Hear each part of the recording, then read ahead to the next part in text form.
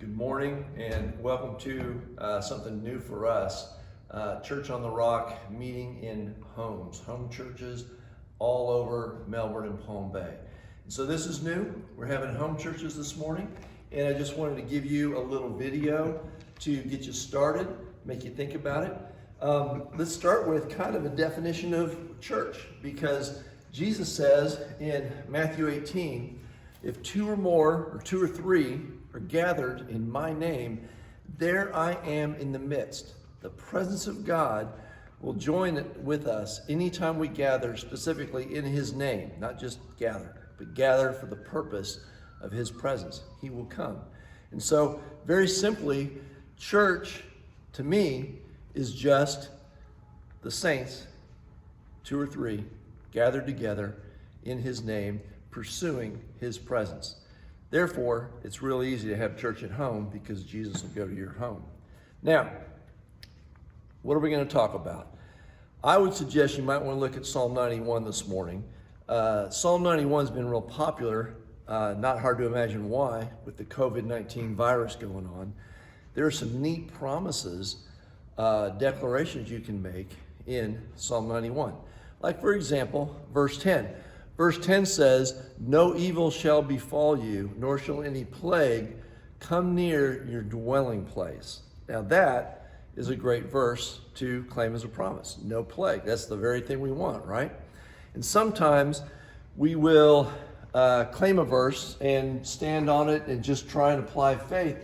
But it's important that we understand, oh, and by the way, I can't do church without coughing. So we're going to do that. Now, it's really easy, that's good, to just think about claiming that verse and forget that there might be a prerequisite, and there is. It's found in verse 9, and I'll read that to you. He says, because you have made the Lord my refuge, even the Most High your habitation, therefore no evil shall befall you, nor shall any plague come near your dwelling. Other verses will say you've made the Most High your dwelling place. So if we don't want any plague, if we want to be able to stand on that promise, no plague come near our dwelling, we have to make Jesus our dwelling place. How do we do that? How do we make him our dwelling place? Well, I want to start with Psalm 31, and then we'll go back to Psalm 91. Psalm 31, there's a great passage. It says, how great is your goodness, which you have stored up for those who fear you, which you prepared for those who trust in you. In the presence of the sons of men, you shall hide them in the secret place of your presence from the plots of men. So we see two things in that verse, that the secret place is his presence, and then this is for those who trust in him. Now let's go back to Psalm 91. He who dwells, the first two verses. He who dwells in the secret place of the Most High, remember we said that secret place is just his presence. He who dwells in the secret place of the Most High shall abide under the shadow of the Almighty. And I will say to the Lord, he is my refuge and my fortress, my God, in him will I trust.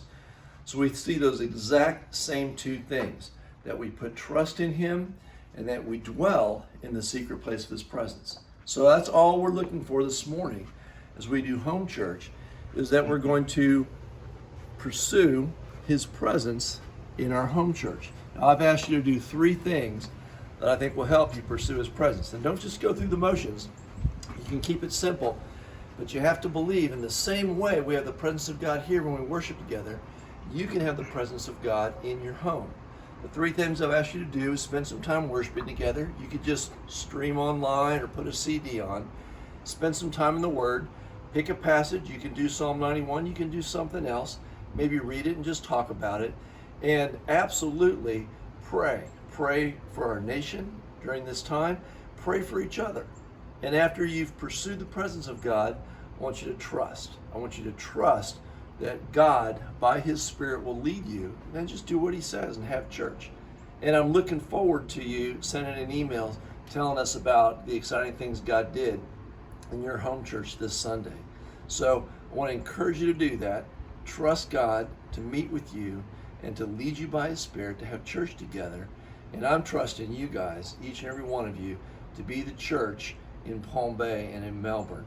So Lord, I pray that you would fill your church, that you would fill your people, that your presence would come in every home, and that you would move by your Spirit, and that we would continue to be a light in this community in the name of Jesus.